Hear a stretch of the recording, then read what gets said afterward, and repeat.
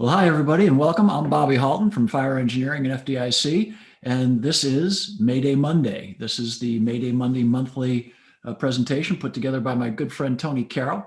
We've got an amazing story to tell and lessons to talk about from a tragic fire that happened, boy, I believe it was 97, 98.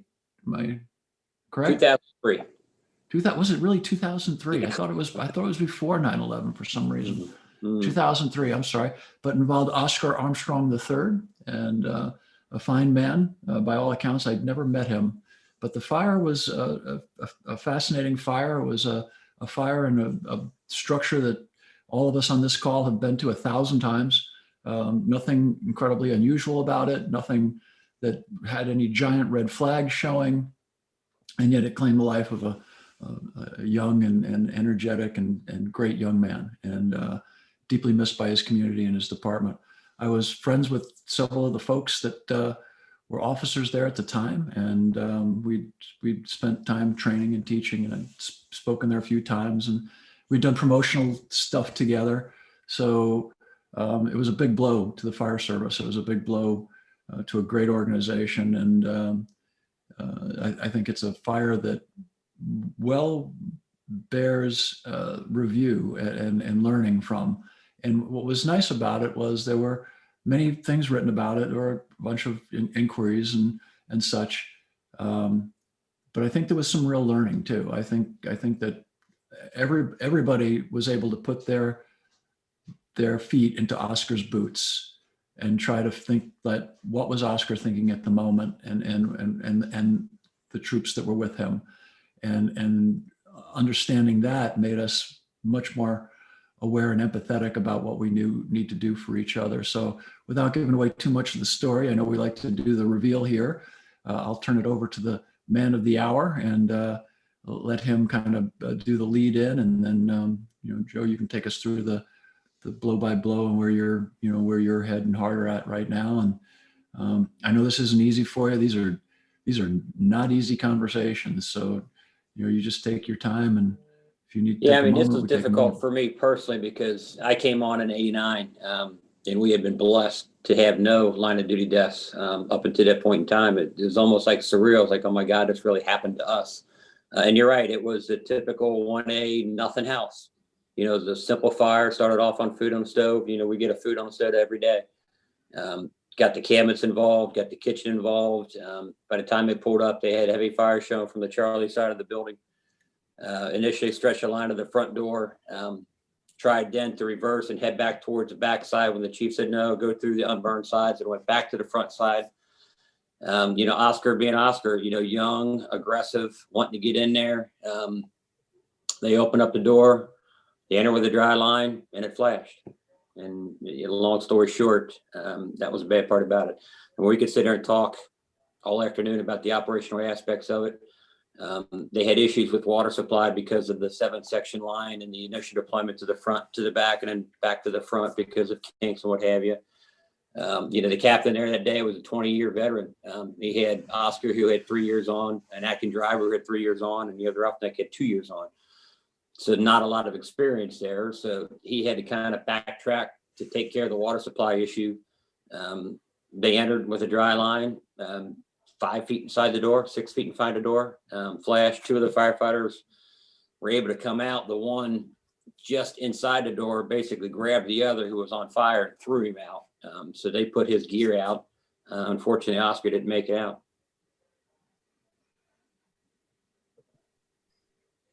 All right, Bob, I'll take over. Thank you. Thanks, Daddy Joe. Joe, thank you for that. And my apologies. That's a family nickname. We're going to talk a lot about that's good, right? This is Zoom. We're doing Zoom generation, I guess. So thank you, Bobby, for the lead in. I do want to talk real quick about why we're here. We're here for Mayday Monday. The Mayday Monday this month, we're going to talk like they talked about, we're going to talk about the Cincinnati Oscar Armstrong incident. But I want to real quick kind of talk about last month. Let me share my screen. Last month, just to review, last month was February. February is Heart Health Month, right? Heart Health Month for everybody, not just firefighters.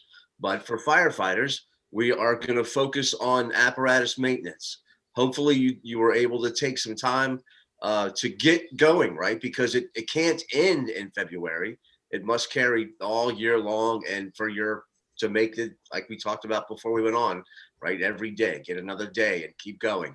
And the real focus here for us should be on that heart health. Lots of things we can do.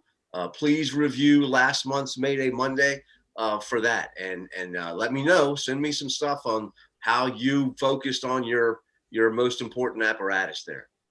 That was last month. This month we're going to talk about. We're going to talk about Oscar Armstrong. We're going to focus our memory and our honor on Oscar and his life, and the tragedy, and then the recovery for Cincinnati. Again, March, as we all know, March is how we kind of reflect and celebrate our Irish heritage. And for the longest, right, everybody kind of knows Luck of the Irish. Well, where did Luck of the Irish come from? Anybody know? Bobby, I'm sure you know. Where did it come from? Yeah. You mean the whole Blarney Stone and all that? Well, right, in America here, we kind of have this sense that the Irish are very lucky.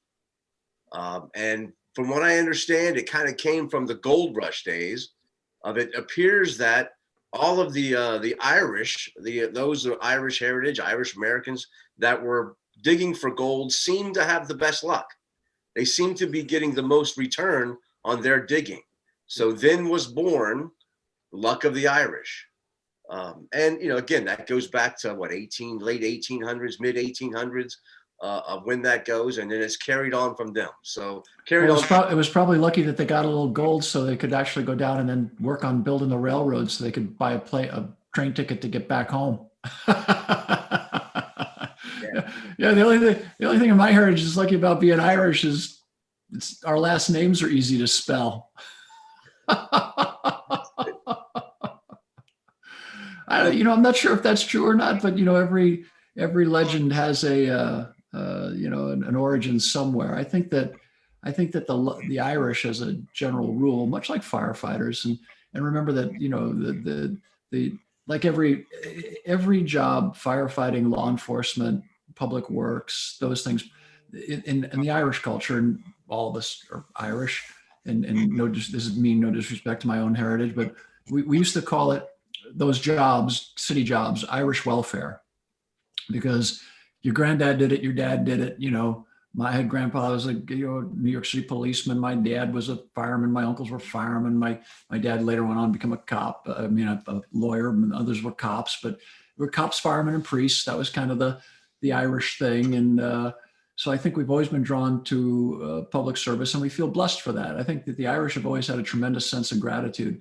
You have to remember that Ireland was a country that's been occupied since the 1300s. William the Orange, and it still has it's north and south still to this day. And a lot of people think, oh, that's a religious thing, but no, it's actually a British occupation and Irish nationals, and it's all smoothed over these days, and they're living together in harmony, and they're all Irish today. But you still have those people who, irrespective of the fact that they were basically oppressed and enslaved for 700 years, or at least 400 years before they got here, and even like the potato famine, there was no blight of crops in Ireland when the famine happened. The English simply diverted all the food to England and basically starved the Irish out. So when the Irish fled that and other things that the British did to them in the little revolts they had from time to time, they always were grateful. It's kind of an interesting thing about the Irish. There's the old joke about the Irishman who got hit by a train, and he lost his arms and legs, and he's laying there in a bed in the hospital, and his buddies come to see him, and he said, "Man, we're really sorry for you, Patty. This is a terrible thing to end up like this." He says, "Hey, this is no problem, really, boys." He goes, "But we feel guilty standing here with you. We've got all our limbs and such, and we I guess you must be like incredibly jealous of us." He goes, "Jealous of you guys? Hell no. I'm jealous of them paraplegics." So, there's always, the Irish they always see the cup as half full not half empty. And maybe that's why people think we're lucky, that it's an indomitable spirit. But I think all the cultures are like that. My Italian friends will tell you that. My Spanish friends will tell you that. My Native American friends will tell you that. I think that the Irish just kind of wear it. We wear it on our sleeve, you know. We complain so we can get the sympathy. Yeah, no, that's good. But kind of going back to historic, right? History, Cincinnati Fire Department, right? The first in the nation. First in the nation. Birthplace of professional firefighting, to my brothers and sisters in Boston. Yes. There's some controversy there now, boys. Well, we're not going to get into controversy today. All right, we're going to get into Oscar and find out about the man and talk about the tragedy and honor him and learn from that. So with us today, we have Joseph Arnold from the Cincinnati Fire Department. If you would, Joe, can you kind of introduce yourself? Tell us how we got connected and what you're going to tell us. Yeah, Lieutenant Cincinnati Fire Department got on back in 1989. I was kind of born and raised, if you were, downtown on Engine 5. Back when Engine 5 was the busiest in the nation. 1991, I actually worked New Year's Eve. We had 5,552 runs. I begged the lieutenant to make up 3 runs, so we'd have 5,555. I said, no, that's not the way we do it, kid. Brought up the driver in the early 90s, promoted to lieutenant in mid-90s, and been blessed to be part of the last 5 recruit classes down here. Mike Kirby, Tom Laycamp, Grant Light, some of the legends down here. I've been very fortunate to learn from them, and it's been nice to be a part of that process. We've had some really good products these past few recruit classes, and unfortunately now I'm officially non-combatant because this is my first week as official member of the training bureau. I finally left operations suppressions, and now I'm working on a 40-hour work week as part of the training bureau full time. So we'll see. Now that happens, right? We all cycle through there and do some time, and it's a great place to spend some time. So tell me about Cincinnati, about the city itself. The city itself is about 80 square miles. We've got a population of about 300,000. It's odd because we sit just north of the Ohio River, but the river does not belong to us. It belongs to Kentucky. We kind of paid them back because the airport, the Cincinnati airport, is in Kentucky, but they call it Cincinnati. We basically have 4 fire districts, 26 engines, 12 trucks, 2 heavy rescues, 12 medic ALS transport units, 3 ALS supervisors, 4 district chiefs, a safety officer now 24/7, which is part of the Oscar recommendation, and a crash rescue. We have an authorized strength of 850. Now we're down to 795 or so. We haven't had class in about a year and a half.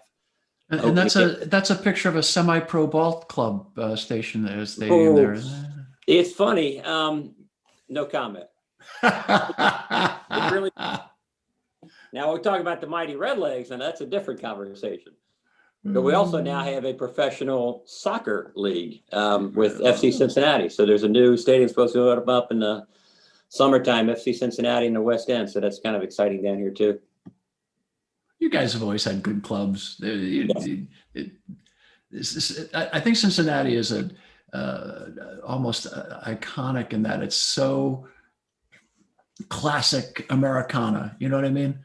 When you're in Cincinnati, it's not like you feel like you could be in any other city, but you know you're in a blue collar American town. You know what I mean? And I always laugh because I've been in Texas and I've been in Cincinnati, and you talk about chili, and folks in Cincinnati, you gotta have Cincinnati chili, and the arguments over where's the best place to get Cincinnati chili. It's like when you're in Buffalo and the argument about where wings really came from. There's 2 places that both swear to have this original wings, and Cincy, it's the chili, and Cincy is the Skyline chili, and obviously the Geta, from Glear's Geta, and we have our own little quirks, as you were. But it's been an awesome career for me. I've been blessed to work with people I've worked with. I don't know, we'll see. So, Three Rivers Stadium, right? Is there really 3 rivers that come together there? That's actually Pittsburgh. Oh, yeah, I'm sorry. we call it SH Pittsburgh, but yes. what is I'm sorry, I didn't mean to disrespect Cincinnati there. So Cincinnati, there's 3 towns that are encompassed in the city. Well, we actually surround a few communities. City of Norwood is completely surrounded by city of Cincinnati, even though they're kind of themselves. So you'll see those little pockets there in white that are actually their own municipalities, but are kind of surrounded by the city. We weren't smart like Columbus. They basically said, hey, look, you want our water, you're part of the city of Columbus. So even though they have our water and other things, the fire service itself is separate. So we're kind of spread out a little bit. It's almost like a football, if you were. The 4 districts that we have are kind of geographic. We've got a west side, a north side, a central business district, and an east side of town. I think we're about over 100,000 runs total. Went from 70,000 to increasing gradually over the past few years. I think we topped the 100,000 plateau last year. So it's busy. I remember riding out with Tommy. You guys interface with those other folks almost seamlessly. Quite a bit. The Division of Fire in Ohio does a great job of codification of much of what you guys all do. So the Division of Fire is the term that they use, and it's kind of a unique term to Ohio. But you guys are all like it's the Cincinnati Division of Fire, the Columbus Division of Fire. The state uses that that nomenclature. But yeah, it's funny now because the past few years we've really gotten along well with our brothers and sisters across the river, with Covington and Newport. Covington's got a 5-station, 100-man department. Newport's around mid-50s or so. We're on first alarm basis over there for some high-rise structures. Anytime there's a multiple alarm high-rise fire in Covington we come across, they come over all the time and train with us on a regular basis. We're hoping to set up additional training in the next month. With the high rise getting ready to tear down. So yeah, there's quite a bit of a community aspect to the fire service in this area. Yeah, I was there a couple of years ago with the ISFSI. We had our fall conference in Cincinnati / what would that be, like the Kentucky area there? Northern Kentucky. Yeah, and it was really, you said, kind of seamless. The downtown really has kind of taken, right? That's getting the changes there, some renewal, and neat little walking area in the downtown. I didn't get outside. I guess we did get outside a little bit to some of the neighborhoods, but neat. You guys got a neat town there. Yeah, well, I mean, you picture the Paul Brown Stadium there. You've got Great American Ballpark with the red stadium there. The area in between is called the Banks. There's a beautiful, Smale Park along the riverfront, and the entertainment district now going up and over the Rhine. It's amazing what it's changed from when I first came on to what it is now. It's a growing city. So you kind of talked about the fire department. The fire department, you said, was how many engines? We've got 26 engines, 12 trucks, 2 heavy rescues. And so how many personnel is that? In our contract, probably the most important clause in our contract mandates 4-person minimum staffing at all times. So we're authorized for a strength of 850. We've got about 790-ish now. With 4 a day. So it's 196 firefighters a day. And you do EMS transport and stuff? Correct. We have 12 ALS medic units. We switched to a 1-on-1, 1 paramedic, 1 EMT. I want to say 3-4 years ago. We used to have a 2-tier system. We had, back in Oscar's day, we had 2 paramedics on rescue units, had 4 of those, and then we had 6 BLS. And since then, we've kind of merged the 2 together. So now we have a total of 12 transport units staffed by 1 EMT and 1 paramedic. It works well for us. Yeah, that's good. Do you have any private transport that assists with that, or is it all the fire department? Nope, it's all us. Fortunately, I mean, fire-based EMS, at least in our area, is pretty key. We take pride in that. We now have a paramedic on every unit that responds. We went from an initial paramedic engine program of 4 paramedic engines to 6, and then 8, and then 10, and then all the engines. And just this past year, we've gone to all paramedics on trucks as well. So every single apparatus, whether it be engine or truck, has a paramedic staffed and respond on a regular basis. That's a pretty steep standard of care when you start. It is. It's almost amazing when you think about it, because part of the contract language was paramedic certification pay. We talked about there's no way we'll ever get 200 paramedics. Now we've got almost 400 paramedics in the fire department. Well, really, Joe, I think what we're seeing, and you see it west of the Missouri, it's almost if you don't have your paramedic license, you don't apply for firefighting. I mean, almost every member of the departments out here are cross-trained paramedic firefighters, and some of them require the guys and gals to maintain it all the way through to chief of department. In my department, we were pretty much about 80% cross-trained and in Albuquerque, but at certain ranks, you were allowed to just let it drop off. Captain on a truck, engines, and folks would, but a lot of men and women keep it because it pays off. It pays off dividends lots of times. You go out on a run, and when you've got 2 and 3 and 4 medics there before the medic unit actually arrives, that can make a world of difference for people. Yeah, it's nice for us too, because we'll still get the occasional citizen say, "Why did you send a fire truck instead of an ambulance?" But in our community, we've got some pretty spread out wings, both east and west, and you didn't have that paramedic there within 4 minutes, per AHA, and have that transport unit there within 8 minutes, and it's very nice. We take it for granted a bit that we have every single patient seen by a paramedic, but it's a pretty good standard for us. I remember some old city council meeting where the fella asked, "How come you have to have a medic on every rig?" And they just looked at him and said, "How long can you hold your breath?" Right. That's about it. Unless you're a pearl diver, you want us close. So, well, you want to talk about the day, Tony? You want to talk about the actual fire itself? Yeah, let's talk about. I know Joe kind of alluded to it a little bit earlier. Getting into there, but it was right. It was a bread and butter operation for Cincinnati, and so many of these line of duty deaths that we review, are that way. We over the last few months, we did talk about the cold storage place in Worcester, which is kind of unusual, right? Not every town has got that. Not every firefighter is responding to that, but every firefighter is probably going to a 2-story single family wood frame dwelling in their area. Like you said, it was a cooking fire, right? A food on the stove run that then kind of took off. So everybody has a possibility to go to a fire like this. And I think if you read the report and understand what happened, everybody's got the possibility for these things to happen that happened at this fire. Joe talked about some of that stuff, and let's get into that. So that was a March 21st, 2003, a normal day, pretty good day. Yeah, it was actually early in the morning, about 8:45. It's when the fire came in. First due, engine and ladder 2 were actually on the air drilling, hose deployment type stuff. They had hose off, nozzles off, ladder pipe off. District 4 was up there with them, about a mile away from the actual scene. So when the initial 1 alarm came in, it was dispatched with 2 engines, 2 trucks, in a district. District 4 wasn't on the initial alarm and ended up jumping on it because he was so close. He called and spoke in the area shortly thereafter, arrived on scene 3 minutes after dispatch. Engine 9, who had a new acting driver at the time, was out doing a driving drill, getting ready to go practice pumping. We're first on the scene about a minute after that. Engine 2 and ladder 2, who should have been first in, were then now delayed, so they were second and third. And then truck 32, the second due ladder company, was about another minute and a half after that. So you had all 4 responding fire companies on scene within 5 minutes. The fire itself, again, we had smoke showing from the backside.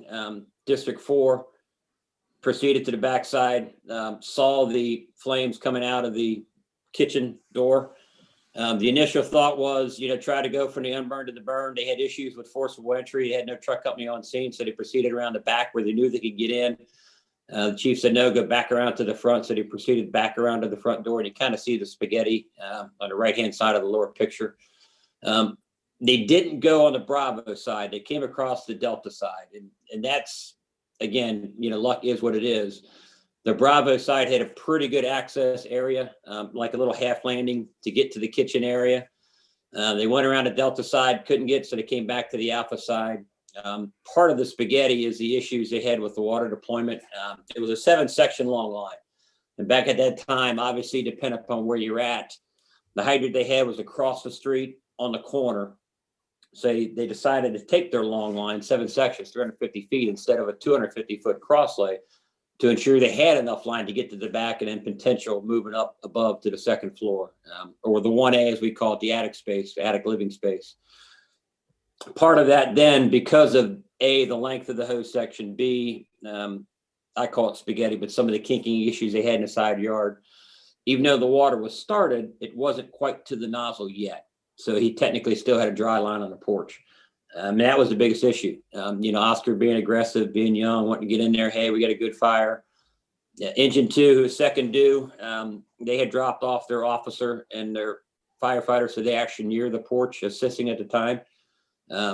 The captain of Engine 9 had gone back to ensure he actually had water and try to deal with some of the hose deployment issues. So Oscar, a firefighter from Engine 2, and then a firefighter from Engine 9 were the ones that entered the building with the dry line.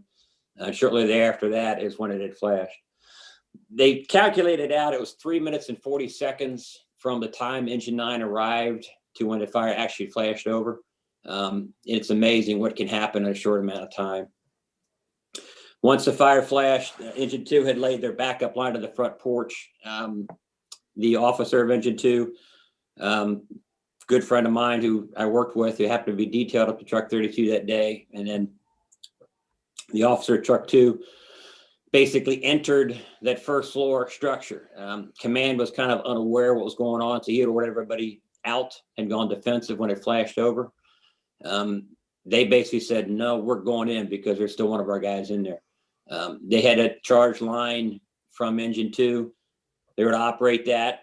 Members of Ladder 2 got another line off of Engine 9 and brought that in.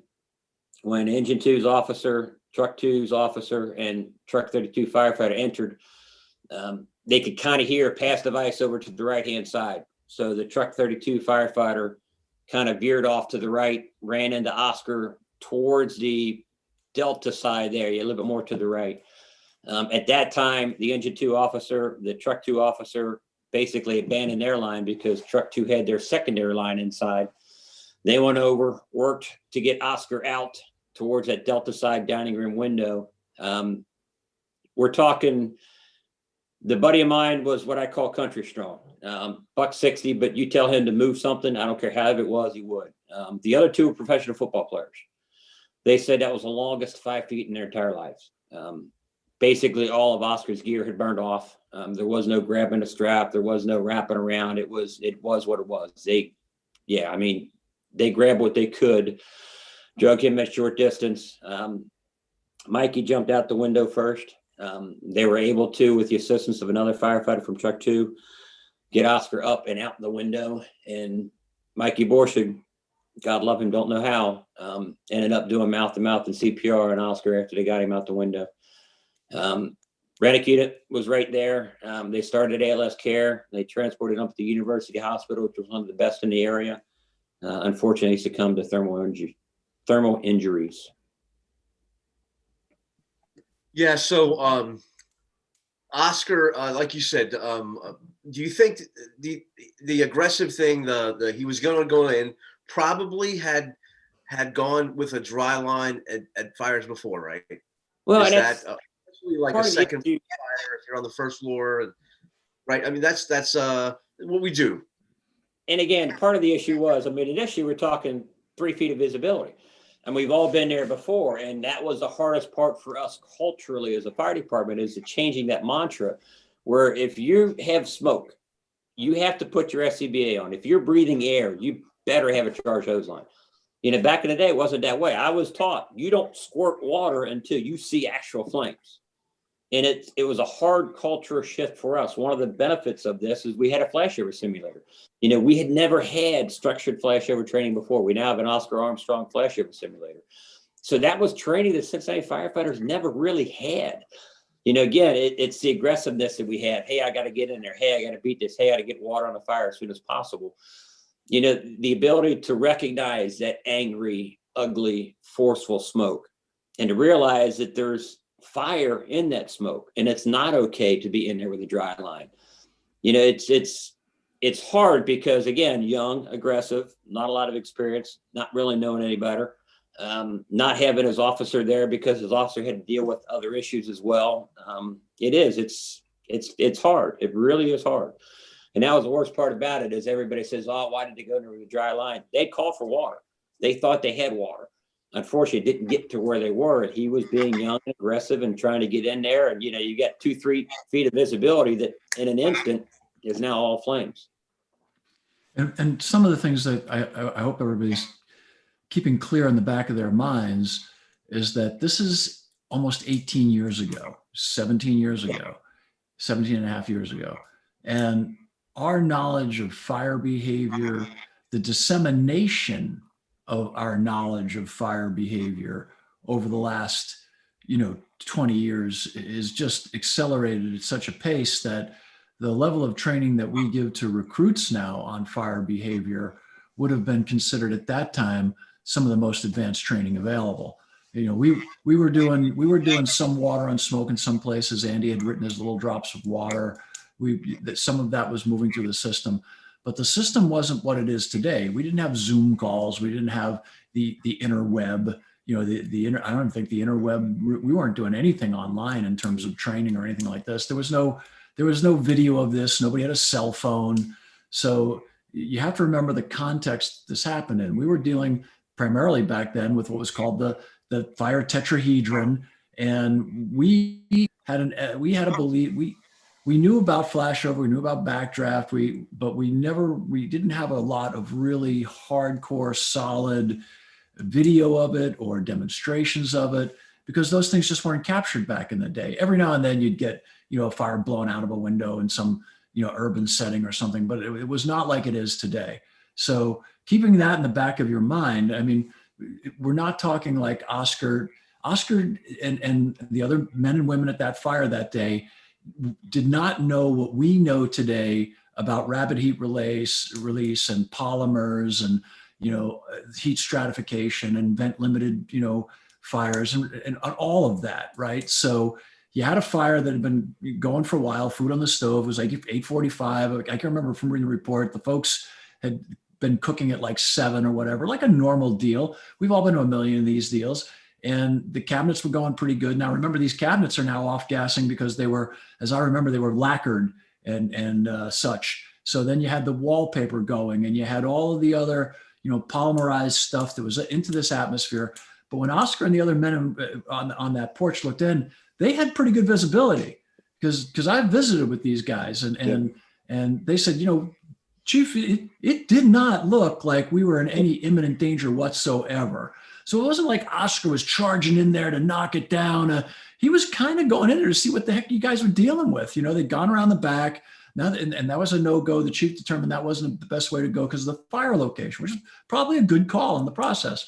And who knows, right? So when they went back around, I know the term aggressive. We've been using that this morning. I don't know if it was as much aggressive as it was curious, because this was not a casual guy. Oscar was not a trivial thinker. He was a good firefighter, and he had a great reputation. And I think the two guys he was with, they were going in, and we know what happened. So we're like, okay, but if the water had gotten to that tip at the point, as they went through the door and Oscar cracked that knob and the thing went out, we wouldn't be talking about this today, right? It didn't. And so one of the takeaways is always, if you can, unless there's a dire need to go in, make sure your line's working. That right there. But hey, it's 18 years ago. I wasn't doing that. Joe wasn't doing that. Tony was 11, so I don't know what he was doing. I'm just kidding. But Tony, you weren't. I've gone into a lot of fires without a charged line on search, knowing I'm taking a risk. And I've gone in with dry line on occasions too, because it looked my assessment was that it was survivable. I'm reticent to say, having, heard about Oscar and, some of my dearest friends, Tommy and others, went to, his funeral and worked with him, trained him. Joe, you knew him his whole career. This wasn't a guy that was reckless or complacent or anything like that. There, but for the grace of God goes any one of the three of us. You know what I mean? They had a fire. They were trying to figure out where it was. They were trying to minimize the damage. So this is a nice home in a decent neighborhood. He was trying to do the right thing. He's looking to try to get to it. In his mind, when he cracked that knob, I bet you he thought for all the world he was going to have a flood of water come rushing out. He was going to knock it down, and everybody was going to go home and go back to drill or whatever they were doing. And the really fascinating things about this fire to me, one is, the lesson in fire behavior. Every fire has the potential to just take us out, and the necessity to make sure that we make sure we have water, because it's our only weapon. You know what I mean? And you think about Black Sunday, they had a water failure there, and the guys jumped. So it's not like this couldn't have happened in a million different ways.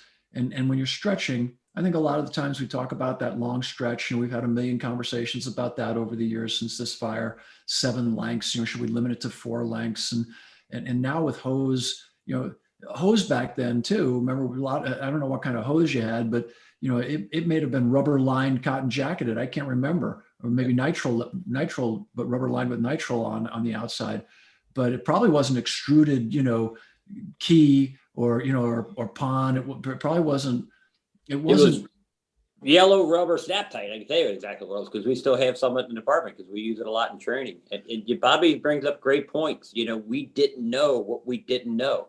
Going around on the Delta side, truck 2, hey, they see a line on the front door. They think water's coming in. So what do? They bust out the windows.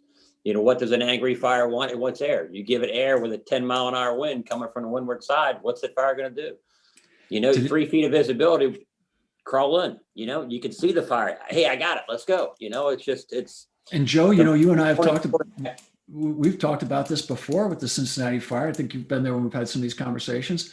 Knowing what we know today about fire behavior, an empty house, we probably would have we'd probably hit that thing from the window or the front door. We'd lay that front door. If we couldn't reach it, we'd be hitting it, and knocking it back. So all of that, just for our listeners, one of the problems we have today is called presentism, where people think that everybody, 10, 15, 20, 100 years ago knows what we know. No, we didn't. I'm old enough to tell you we didn't, because I forget a lot. And sometimes I revert back to what I knew in the 90s and 80s. And it was different, right? Our level of training was very different. Our level of communication was very different. Remember, now, how many people had a radio on that fire ground? Oscar didn't have a radio, did he? Well, it's funny because we had gone from only having 2 to now everybody had them, but they still weren't used to using them. And that was like one of the things. Okay. Oh my God, roughnecks aren't allowed to talk on the radio. It's only the officers and the drivers. And again, that's one of the things we talk about all the time. It's that cultural change where we didn't know what we didn't know. Nowadays where everybody has a radio, now these kids have learned, Mayday traffic and emergency broadcasts and everything else. Back then, again, 2 radio channels. I remember when I got my first radio as a fire, I remember one of my officers looking at me saying, and your life better be in danger if you ever get on it. And I was like, holy cow, you know what I mean? So people say, hey, why didn't Oscar say, hey, we're heading in? Well, we didn't do that back then. It was a different world. Now we know, hey, if you're going to enter, let the boss know. Because the boss would have said, hang on a second, son. You got water? Not yet. Okay, wait for water. You know what I mean? So, because people throw stones without the whole story, you know what I mean? And the story of Oscar, I think a lot of ways, he was an aggressive firefighter, but he wasn't a reckless firefighter. He put the people and the property of the citizens in Cincinnati ahead of his own personal welfare, but he made fire pay dearly for it. He was a good firefighter. He treated the enemy as an enemy and the fire as an enemy. He did not give up his life, easily. There but for the grace of God, at that point in time goes any one of us. We didn't know about heat release rates back then. We kind of had been talking about plastics since the 40s and 50s, but information was much harder to move around than it is today. So please keep that in the back of your minds, because Joe and Tommy and all my friends in Cincinnati, they love this guy, and he loved them. And that's really important to understand. It's not some name on a wall or some NIOSH report number. This was a guy that, people cared deeply about and still do to this day.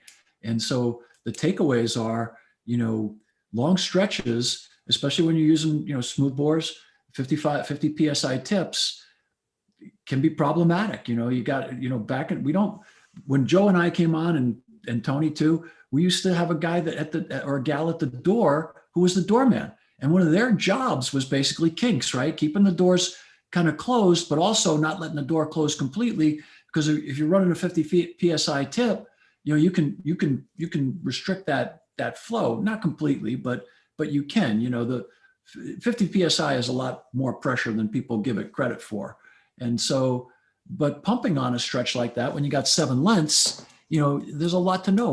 We weren't talking a lot about internal friction loss then. We didn't have, we really didn't understand some of our discharges back then. If you looked inside at the plumbing, it looked like a Rube Goldberg game where you had, five 90s and a couple of 45s before the thing even got to the discharge. And then the pickup sensor is right off the manifold, which is, 2.5 miles of pipe away from the bloody discharge. So, unless you'd been running a pedo off of that stretch with that hose on it, you didn't. 50 psi was a crapshoot at best, right? So there's a whole lot to keep in the back of your head. And this was a good report. I remember, when this report came out, and I think the NIOSH folks did a good job on it. But the problem is, even with us, is sometimes our own language. We call it a bread and butter fire. There's no such thing, man. Mm-mm.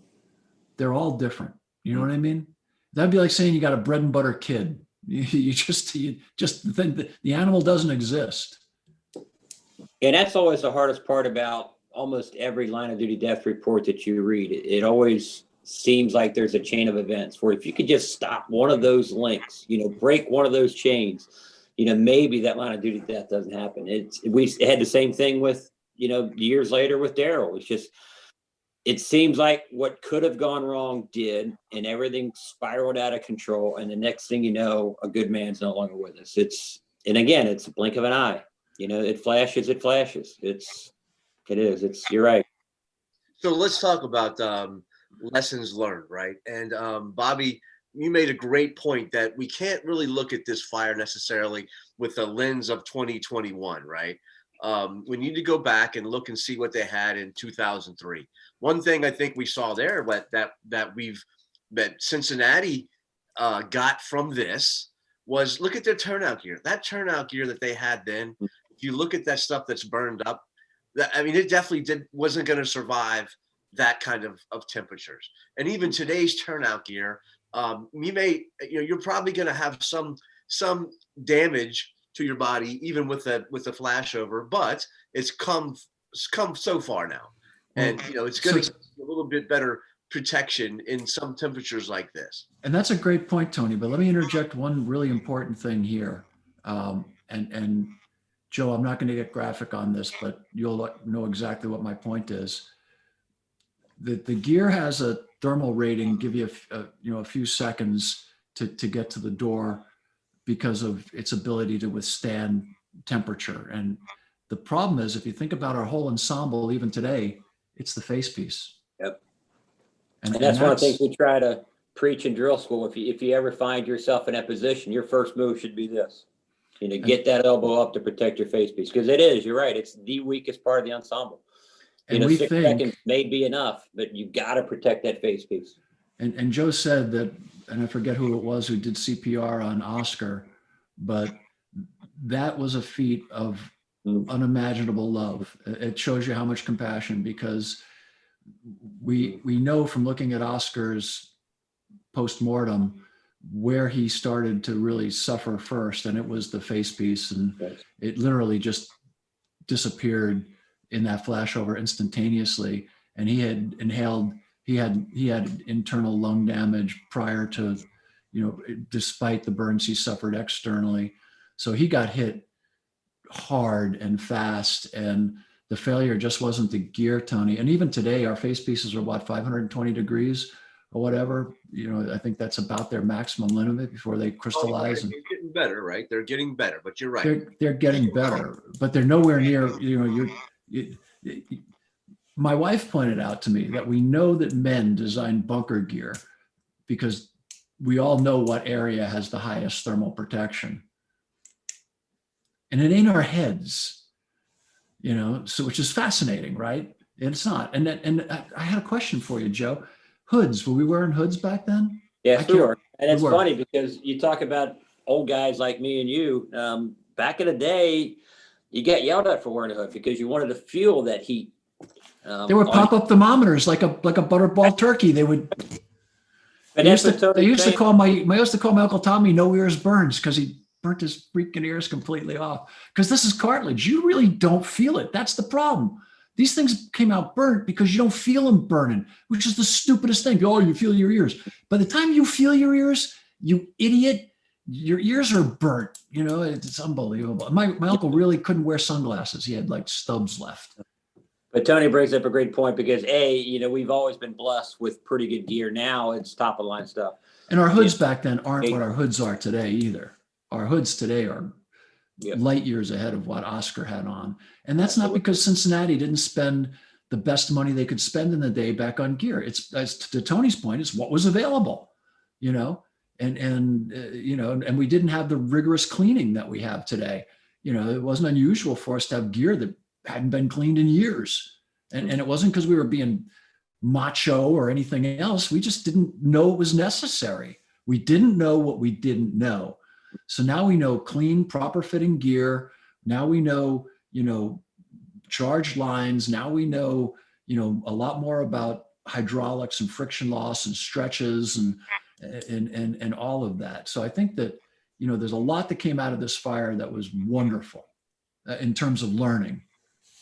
And that's where Joe comes in, right? And the guys you talked about, the Kirby, the Landcamp, those guys. I am so jealous of Cincinnati's training facility and the stuff that they're doing. Their live fire training is tip of the spear stuff, what they're doing there. And, you know, other places are still lagging behind. And I think that that's one of the things, right, that also kind of, we can look at this, was the burn building mentality from don't put the fire out yet, wait till everybody gets in, right? And that also could have led to what happened to Oscar. And I think it's still continuing to happen in places in our country now. You know, we're still seeing some guys getting burned with charged hose lines in their hands. So hopefully these reports, this Mayday Monday, whatever, will get to these people and they'll understand, because again, 2003 fire versus a 2021 fire. And as much as we say, oh, you know, all fires are the same, no, they definitely are putting out a whole lot more energy now. And if you haven't, every Mayday Monday, except for the Heart Health Month, every Mayday Monday we could go back to just talk about fire behavior, because that's what they all had something in common. We look at what happened in Worcester. Again, conditions went from pretty good to pretty bad in seconds. One of the Southwest Supermarket, Sofa Superstore, the list goes on and on. They were in a maze in Worcester. So leading that, right? Fortunately for us, we can, like I said, we don't want to necessarily look at this on a lens from 2021, but let's look at the lens from 2003 or 2004. And Cincinnati did that for us. Cincinnati did in their report. Again, the report will be linked to the Mayday Monday, but get it, it's 200 pages, 205 pages about, and it's got 47 lessons learned and reinforced. 47, and every single one of them, again, these aren't departments that we can't relate to. This is a department that we can all relate to, and the 47 lessons learned and reinforced we can all relate to. And Joe, correct me if I'm wrong, but I think in remembering that, and I didn't have a chance to read through the report due to my other jobs, but we didn't talk in that report at all about the ventilation profile or vent limited or flow pass. None of that conversation existed. No, I mean, you talk about flow path itself. It didn't. I mean, again, we didn't know what we didn't know. You know, you talk about those 47 lessons learned, and Tony's right. It was a fantastic report. You know, the guys who worked on that committee, the thousands of hours that they spent in, you know, trying to honor Oscar, to make sure that A, we learned the lessons, and B, we made sure it never happened again. It's a phenomenal report that obviously everyone can learn from. You know, the third bullet does say ensure coordination with extinguishment and ventilation. but back in our day and that day, that was the pinnacle of our. It wasn't about coordinating, but not controlling. Right? Our coordination of it was, okay, we got water, take every window. That's it. That's exactly it. Because engine and truckers are supposed to work together. And as soon as the engine had water on a fire, again, one of our benchmarks, the truckers knew, whether it be the outside B team or the inside A team, okay, we can start taking out windows now, because now we can try to ventilate to assist us with the search and rescue. We didn't call it flow path back then. It was what we did. And again, coordinated ventilation is nothing new. It's been going on for a long, long time. But the parameters around it have changed a bit, because our fires have changed a bit. They're burning hotter, they're burning faster, they want more oxygen, they're getting more angry at us. So mistakes, something as simple as uncoordinated ventilation, again, fight us again with Daryl, comes back to get you a bit. One of the things that kept coming up in the conversations, Tony, back in the day about this that we can all remember was crew integrity. And that's the fourth bullet there. That you're not accountable unless you're all together, right? In other words, and to Joe's point, a good officer went back because they had a water supply issue, and he was making sure that they would have water. And I think part of the learning curve, when we all got radios, we felt that if we could talk to one another, we were together. Remember that? Mm-hmm. And then after this fire and a few other fires, we started saying, if I can't reach out and touch you, then we're not together. Just being able to talk to you doesn't mean we're together or accountable, which I think is another great testimony to Oscar and other fires, other men and women who've given their lives in the hopes that we might, not in the hopes that we might get better, but we hope we learned something from it. We now know that, your crew is not a crew. If the officer's not there, if one of the people who are supposed to be on that entry team isn't there, you don't have accountability. You're not par. You're not a crew, which is but back then it was interesting. We talked about radios. Only the officer had a radio when we were rookies. And so by virtue of that, we stayed together, because if you want to know what was going on, if you drifted too far from your officer, you were out of the game. You had no communication. So that's where the old throwing the helmet out the window kind of thing came from, because people couldn't call Maydays back then. And I was unaware that you guys all had been issued radios at that point. Yeah, so, again, it used to be just the officer and the driver, because the officer would need to call out for water. It's again, 20 some, almost 20 years now. It was different back then. Yeah. And again, right. These are advances. And we have scars to show where some of these things came from, the technological advances, the turnout gear. And again, I'll go back to Cincinnati's training advances. Looking at the report, there is a large section in there on some of their stuff about the training that needs to go. Going back to Bobby bullet points in the report, bullet point number 1, I think, is basic firefighting skills. Mm-hmm. And that seems to be the real emphasis in Cincinnati's training, is basics, right? Because we don't want to get back to basics. We want to stay with the basics. The basics are firefighter survival depends on the basics, right? It starts with the basics, and we need to keep that going. Well, I will say this statement, and I think Joe will back me up. There's no advanced firefighting. There is no advanced firefighting. It's just a combination of more and more basics put together more and more elegantly. That's all it is. It's all basic. And so, Tony, there was Joe, what was the name of those?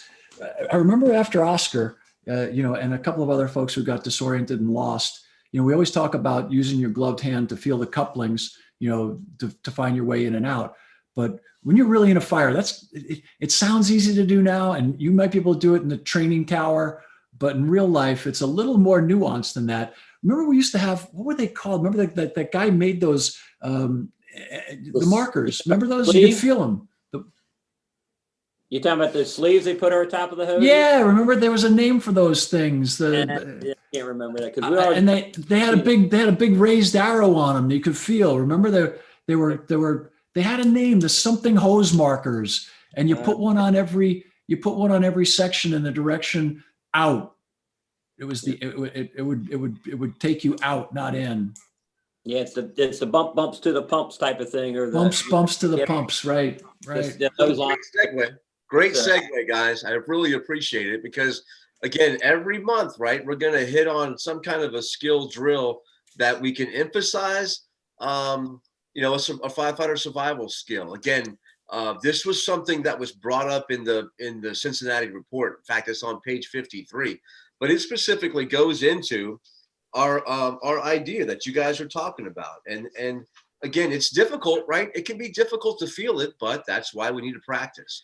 On page 53 of the lessons learned, firefighters should always try to maintain a sense of direction when performing interior firefighting operations. When structures become smoke-filled and the visibility is poor, firefighters can become easily disoriented. A hose line or rope or a reference point can assist firefighters in maintaining a sense of direction in case an evacuation becomes necessary. Firefighters should always make a mental note of the location of the closest hose line, rope, or other type of guide. So this month, we're going to practice that. Again, I think that we were all introduced to this in the training academy, but sometimes we don't bring this back up again. So this month, we really, the skill drill for this month is to get out and do just that. Okay. Whatever phrase you have, I think you said smooth bump to the pump. I remember brass to brass, it's your ass, brass to hose, anything goes. But whatever you do, we need to get out and practice. And that's what this month's drill is. Here you can see we've set up the search drill. We've set up the search rope. The objective is you're going to follow the rope to the hose. And then when you get to the hose, you're going to follow the hose to get out. So set up your search rope and the firefighter will start in the area of the search rope. All right. You get the firefighter, you get him vision obscured. You tell him to find the search rope. He reaches around, he finds it. Now he's going to have to read it, right? He's going to follow the search rope down. Hopefully he'll go the right direction and he'll come into contact with whatever direction device you have on your search rope. We use the rings and knots, right? So for every ring and knot, if you get to the knot first, you're not going to the fire, you're going out. If you get to the ring first, you're going towards the fire. So you follow the search rope, you run into the hose. When you get to the hose, you pick a direction. Again, hopefully you'll go to the right direction and you'll find a coupling right there. You'll read the coupling and then follow the hose to get out. That's this month's skill drill. You can see some pictures right there. But again, something we don't always practice, but we really should. We want to practice it before we have the need to use it. So please do this. Quick drill for everybody. You may have to kind of flip things around because while guys are watching, they'll get it. Oh, I got this, right? So flip it up a little bit, change it around, spin them, do the little bat spin so they're dizzy before they have to do it. Make them do some burpees or something so they're stressed out and they're working hard. And then tell them to find their way out because that's what it's going to be like, right? We're not going to be when we need to get out and it's time to go, we're probably not going to be very calm and collected. So get out and practice this skill drill. I'm still trying to think what those directional arrows were called, for goodness sakes. It'll plague me for hours. But, and I like the fact that you do it with your gloves on, your helmet on, your air pack on. One of the things we're kind of talking about now that we learned that we didn't know is, the whole PFAS issue with, the gear shedding forever chemicals. So that's going to be the next thing I think we'll be talking about in the future with training is we'll be using gear that's not structural firefighting gear, but it'll resemble in its feel and texture structural firefighting gear, but we'll just use it for practice because I think we're now, but we didn't know, but you know what I mean? We had no idea. And nor do I think the folks who made that good stuff for us, they were trying to make the best gear they possibly could. So, but I think that goes to our conversation earlier that, and Seneca, who was a Roman Stoic, who I think said it best. He said, our descendants will be amazed at the things that they know that are so apparent to them that we don't know. You know what I mean? And they'll be amazed at our ignorance. So we kind of got sidetracked or skipped a step by going right to the skill drill. But can you tell me, Joe, a little bit about after the incident? Was everybody in on changing on the changes? It seemed like you had a real good portion in the report about these are the recommended changes. These are the steps we're going to take. And then, how long did it take to kind of get through that and make some progress? And here's the hard part too, because obviously you've already talked about the 47 lessons learned. You talked about some of the fabulous recommendations, but then they started looking at the dollar signs, and that was the hard part. Something as simple as Chiefs aid. I think every single NIOSH report I've ever read has Chiefs aids in there. We still don't have Chiefs aids. We have been fortunate to get some things. Safety officer is one example. We now have a safety officer who responds to every single incident. We now have adjusted our response procedures. So now we have 3 engines, 2 trucks, a safety engine, a RAT truck responding on every structure fire. So now we have a 6-person RAT team instead of a 3-person RAT team. We now have a dedicated accountability officer and a dedicated member of the safety engine operator MSA accountability computer. We've made improvements. Training Bureau, unfortunately, we used to have a district chief, a captain, 2 lieutenants. Now we have a district chief, a captain, 3 lieutenants, and a driver. Needs to be better. You've got an 800-member department. You should have more than 4 people doing training on a regular basis. Our in-service training honestly needs to improve a bit. Regular scheduled training for officers and for drivers and for those in the acting positions like you had that day, whether it be an acting driver, an acting officer, command training, district training on a regular basis. And Tony's right. They're called the basics because they work, but we need to master them. You need to practice them every time, because if you don't, they get away from you. That's when bad things can happen. We've done a good job of implementing a lot of things. But things like high dollar amounts, expanding the training bureau by adding 10 people, just didn't have the money, unfortunately. Good deals. That's, and then Daryl Gordon, what year was that incident? Daryl was 6 years ago, 5 years ago. Oh. Yeah, again, another horrible incident, but again, you guys bared it all again in your after action report from that. That one, another incident that every fire department probably in the country can relate to. From the building, wasn't a crazy building, but I don't want to get ahead of that, because we may feature that in another Mayday Monday. But I think that in Cincinnati, you guys have really done a great job of kind of explaining what happened. And then passing all that information to everybody in the fire service. I just hope that whoever, if you're watching this, that you'll click onto the link. The report's going to be embedded in there. You can review that. You can see guys like Joe. There's lots of Cincinnati guys out there who you can reach out to, and I'm sure they'll talk to you about all of the progress they're made and the things that they still need to do to get better, right? Because that's the goal. We're never going to be perfect, but on that pursuit for perfection, we're going to continue to get pretty good.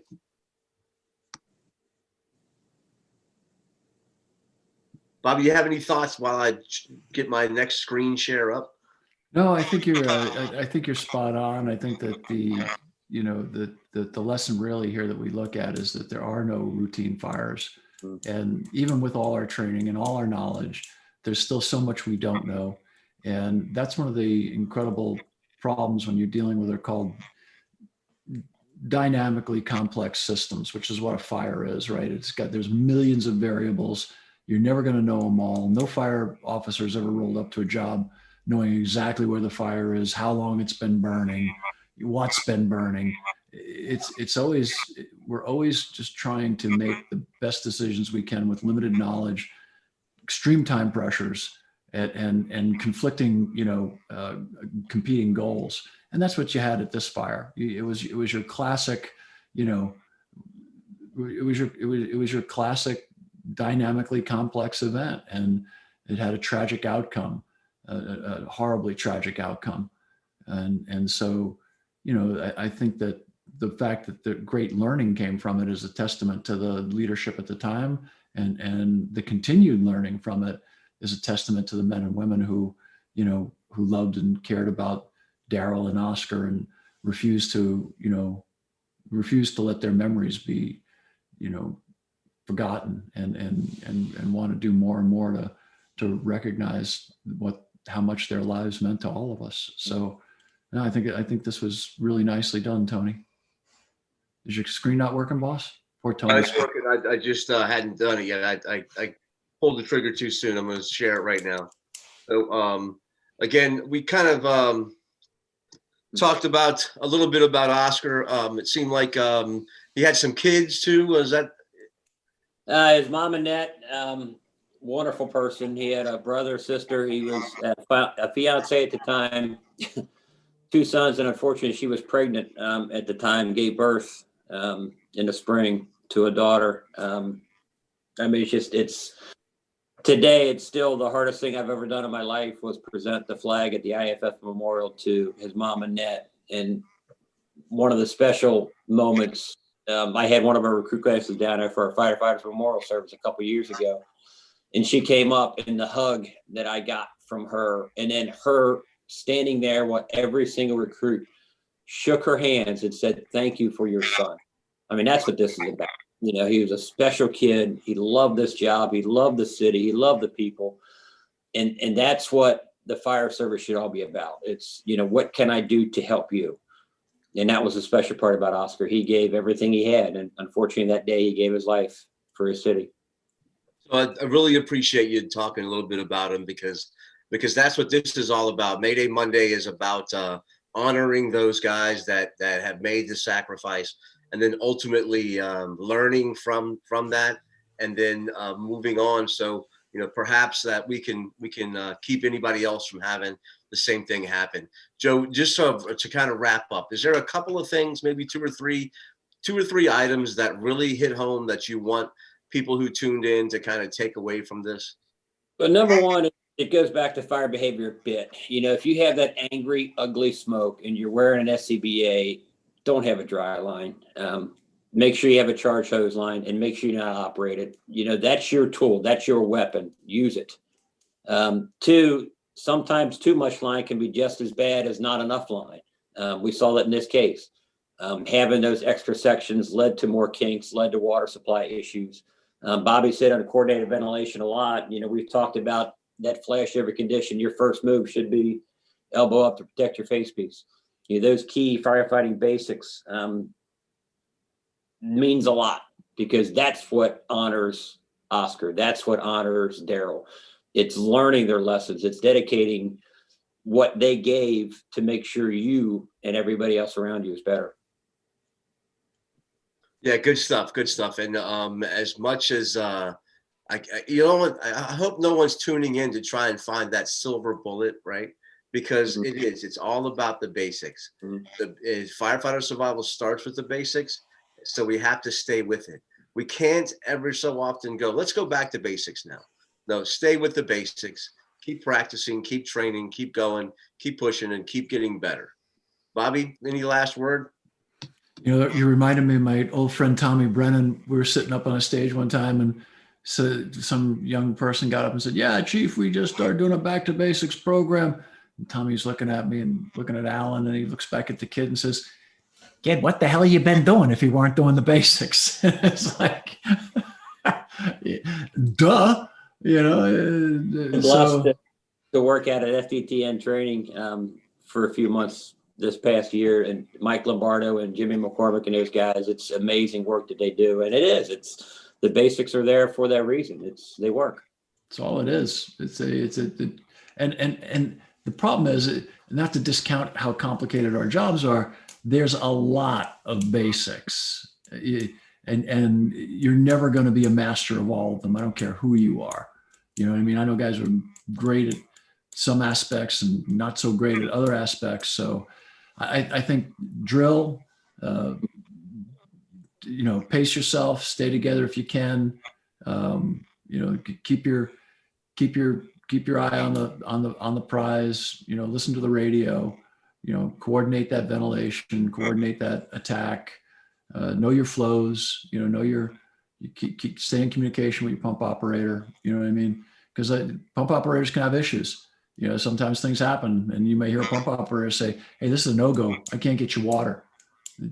Deal with it. Wait. So anyway, Tony, great job. Joe, is wonderful to see you. Thank you to the city of Cincinnati for letting Joe come on and visit with us today. It's a wonderful city. If you have a chance to go there, Skyline Chili. I'm glad Joe mentioned it, because that is my favorite. I know Diane Rothschild, who's going to be listening to this, will be mad at me because I don't think it's Diane. She's a Cincy girl. I don't think Oh, it's her. nice. Yeah, she's a fan. So if you can get to it, it's a wonderful city. It's a great fire department. The doors are always open. There's always a hot cup of coffee for you there, and they've got your family. When you're in Cincinnati, you get treated like your family.